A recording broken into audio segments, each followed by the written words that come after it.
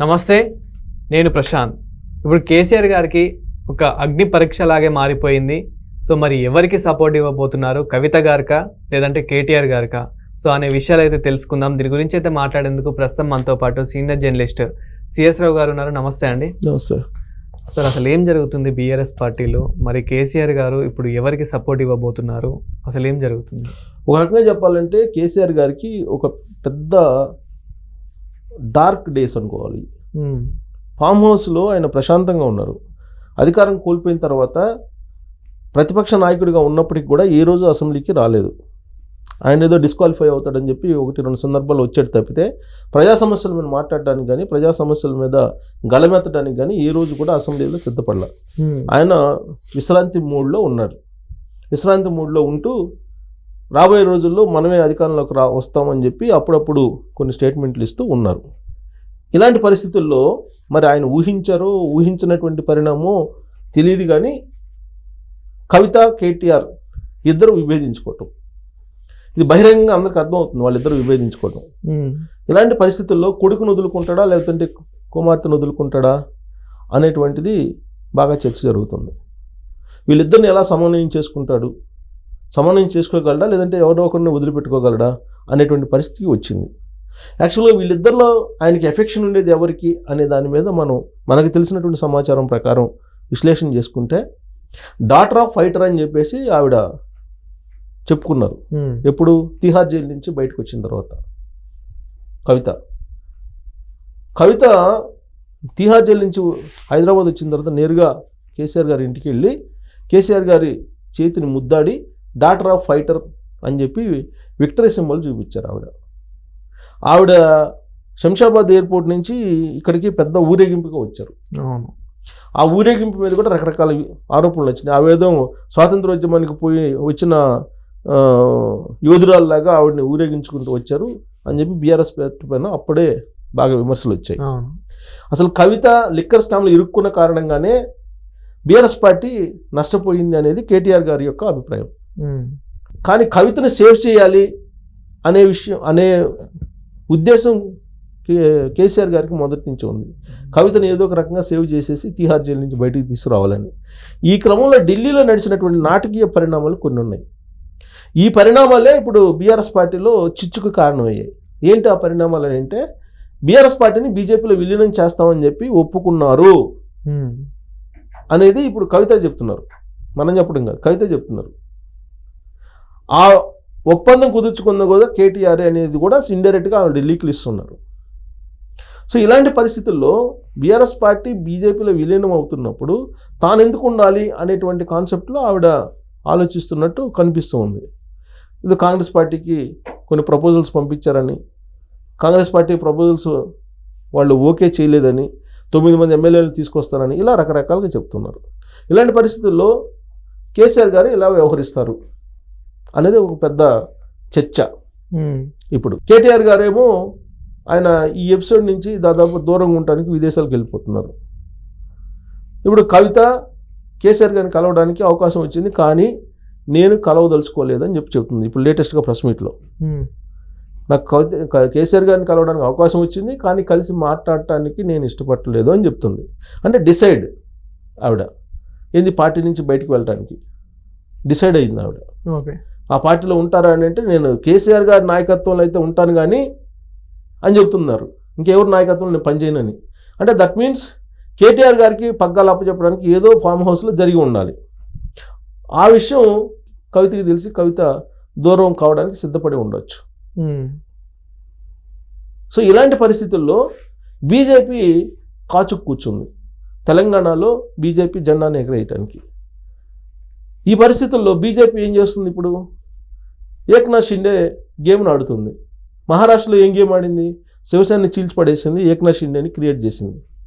అలాగే ఇప్పుడు బీఆర్ఎస్ పార్టీని చీల్చేసి ఇప్పుడు ఏక్నాథ్ షిండేని తయారు చేసేసి బీఆర్ఎస్ పార్టీ, బీజేపీ అలాగే కాంగ్రెస్ పార్టీ నుంచి వచ్చేటువంటి కొంతమంది మద్దతుతోటి ఒకవేళ ప్రభుత్వాన్ని ఏర్పాటు చేసినా చెయ్యొచ్చు, ఏదైనా జరగచ్చు. ఓకే, బీజేపీ చేయాలనుకుంటే ఏదైనా చేయగలదు. అది చేయడానికి కేసీఆర్ గారు సపోర్ట్ చేస్తారు. ఎందుకనంటే కేసీఆర్ గురించి బాగా తెలిసినటువంటి వాళ్ళు చెప్పేటువంటి మాట ఏంటంటే, రేవంత్ రెడ్డి ముఖ్యమంత్రిగా తప్ప ఎవరున్నా పర్లే తెలంగాణకి. ఒక రేవంత్ రెడ్డి మాత్రం ఉండకూడదు. కాంగ్రెస్ పార్టీలో ఉత్తమ్ కుమార్ రెడ్డి ఉన్నా ఓకే, బట్టి విక్రమార్క ఉన్నా ఓకే, లేదా ఇతరులు ఉన్నా ఓకే, కానీ కాంగ్రెస్ పార్టీలో రేవంత్ రెడ్డి మాత్రం ముఖ్యమంత్రిగా ఉండటానికి లేదు, తెలంగాణకి ముఖ్యమంత్రిగా ఆయన ఉండటానికి లేదు అనేటువంటి కాన్సెప్ట్లో ఆయన రాజకీయ పావులు కదుపుతున్నారు అనేది ఒక వర్షన్ బీఆర్ఎస్ పార్టీ వర్గాల్లో. అది ఎప్పుడు సాధ్యం? అది అసలు సాధ్యం అవుతుందా? ఇప్పుడు రేవంత్ రెడ్డి గారిని కాదని చెప్పి ఏ ఉత్తమ్ కుమార్ రెడ్డినో, బట్టి విక్రమార్కనో, లేదంటే ఏ లగడపాటినో, లేదా ఏదో ఇంకొక ఆయన్నో చేశారనుకో, అది ఒప్పుకోరు కదా. లేదు, ఎవరు ఒప్పుకోరు. ఇప్పుడు చేశారనుకోండి, రేవంత్ రెడ్డి కామ్గా ఉంటాడా? రేవంత్ రెడ్డి బలం రేవంత్ రెడ్డి చూపించుకుంటాడు కదా. సో అలాంటి పరిస్థితి ఉండదు. కాబట్టి ఆ ప్రభుత్వాన్ని పడేయాలి. ఆ ప్రభుత్వాన్ని పడేయాలంటే ఈయనకు బలం లేదు. ఎవరి ద్వారా బలం తీసుకోవాలి? బీజేపీ బలం తీసుకోవాలి. బీజేపీ బలం తీసుకోవాలని అంటే బీజేపీకి ఏం కావాలో అది ఇవ్వాలిగా. అది ఇవ్వడానికి సిద్ధపడుతున్నాడు కేసీఆర్ గారు అనేది ఇప్పుడు వినిపిస్తుంది. అదే జరిగితే ఇప్పుడు జూన్ 2వ తారీఖు లోపల చాలా పరిణామాలు అని అంటున్నారు. జూన్ 2 అంటే 2-3 రోజుల్లో ఇంకా చాలా పరిణామాలు జరుగుతాయని అంటున్నారు. ఇప్పుడు 9 మంది ఎమ్మెల్యేలు రెడీగా ఉన్నారని చెప్పి కవిత చెప్తున్నారు. అంటే 9 మంది ఎమ్మెల్యేలు తీసుకొని బయటకు వెళ్ళిపోతుంది ఆవిడ బీఆర్ఎస్ పార్టీ నుంచి. సో ఎక్కడికి ఈ 9 మందితో కాంగ్రెస్ పార్టీకి వెళ్తే కాంగ్రెస్ పార్టీ బలపడుతుంది, కాంగ్రెస్ పార్టీ అలానే ఉంటుంది. ఈవిడికి మంత్రి పదవి ఇవ్వాలి. ఇది కదా కాన్సెప్ట్. కానీ 9 మందిని సరే తీసుకెళ్తుంది అనుకుందాం, మరి తీసుకెళ్ళినప్పుడు తనకి మంత్రి పదవి ఇస్తారా? అక్కడ విల్లింగ్ లేదంటున్నారు. ఏమో చెప్పలేము.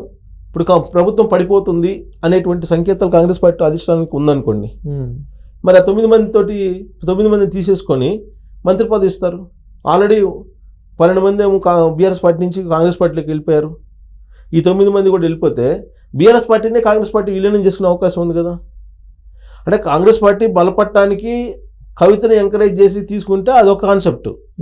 కవితను తీసుకోవడానికి ఇష్టపడలా, పీసీసీ అధ్యక్షుడు ఇష్టపడలేదు, రేవంత్ రెడ్డి ఇష్టపడలేదు అని చెప్పి చెప్తున్నారు. మరి ఆవిడ ఎటుపోతున్నారు? బీజేపీ వైపు వెళ్తున్నారు.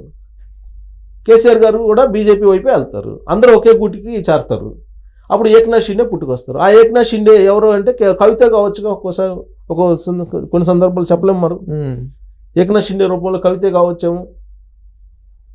అసలు బీజేపీ ఆడుతున్నటువంటి గేమ్ కాదు దీన్ని. బీజేపీ ఆడుతున్నటువంటి గేమ్లో ఇప్పుడు కేసీఆర్ గారు ఒక పావులాగా అయిపోయారని చెప్పి అనుకుంటున్నారు.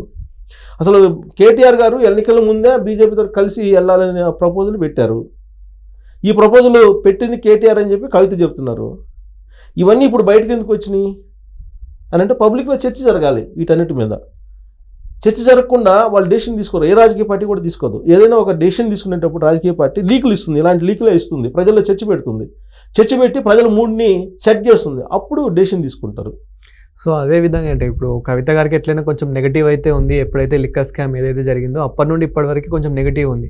కానీ పార్టీలో తనకి మంత్రి పదవి ఇస్తామన్నప్పటికీ సో ఇక్కడ నెగిటివ్ ఉంది కాబట్టి తనని ప్రజలే యాక్సెప్ట్ చేస్తారు, ఆ పార్టీ యాక్సెప్ట్ చేసినా కానీ. ఇప్పుడు లేటెస్ట్ అప్డేట్ ఏంటంటే కాంగ్రెస్ పార్టీ నో అంటుంది కాబట్టి బీజేపీలోకి వెళ్తుందని చెప్పి అంటున్నారు. ఇప్పుడు కవిత 9 మంది ఎమ్మెల్యేలు తీసుకొని బీజేపీలోకి వెళ్తుందని చెప్పి అంటున్నారు. అంటే కాంగ్రెస్ పార్టీలోకి వద్దన్న కాబట్టి మేము ఇటు వెళ్ళాము అనేటువంటి కాన్సెప్ట్లో ప్రజల్లోకి రాంగ్ సిగ్నల్ తీసుకెళ్లే ప్రయత్నం కూడా చేస్తున్నారు. అంటే పాలిటిక్స్లో ఎప్పుడు ఎలాంటి లీక్స్ ఇస్తారు, వాళ్ళ గేమ్ ఏంటి అనేది మనం క్లోజ్ అబ్జర్వ్ చేస్తే కానీ అర్థం కాదు. అసలు అల్టిమేట్ గోల్ ఏంటి? రాబోయే రోజుల్లో ఏక్నాథ్ షిండే ప్రభుత్వం రాబోతుంది తెలంగాణలో. ఇది క్లియర్గా అర్థమవుతుంది మనకి. ఏక్నాథ్ షిండే అంటే మహారాష్ట్రలో వచ్చినట్టు. మహారాష్ట్రలో పార్టీలను చీల్చేసి బీజేపీ వాళ్ళు ఒక వర్గాన్ని, శివసేన నుంచి వచ్చినట్టు ఒక వర్గానికి సంబంధించినటువంటి లీడర్ని సీఎం చేశారు. ఇప్పుడు బీఆర్ఎస్ పార్టీ నుంచి ఒక వర్గం చీలింది కవిత రూపంలో. ఆ వర్గం బీజేపీలోకి వెళ్తుంది. ఆల్రెడీ బీజేపీకి సపోర్ట్ చేయాలని చెప్పి కేటీఆర్ అంటున్నారు. ఇప్పుడు 2 వర్గాలే కదా ఉంది, కేటీఆర్ వర్గం, కవిత వర్గం. కేసీఆర్ ఫామ్ హౌస్లో ఉన్నారు. కేసీఆర్ నాకు తెలిసినంత వరకు కేసీఆర్ బయటకు వచ్చి ఎన్నికలను లీడ్ చేస్తారని కూడా అనుకోలేము మనం. ఎందుకంటే మొన్న రజతోత్సవాల సందర్భంగా ఆయన హెలికాప్టర్లు ఎక్కడానికి కూడా ఈ చేతులతో పట్టుకొని ఎత్తి కూర్చోబెడుతున్నారు.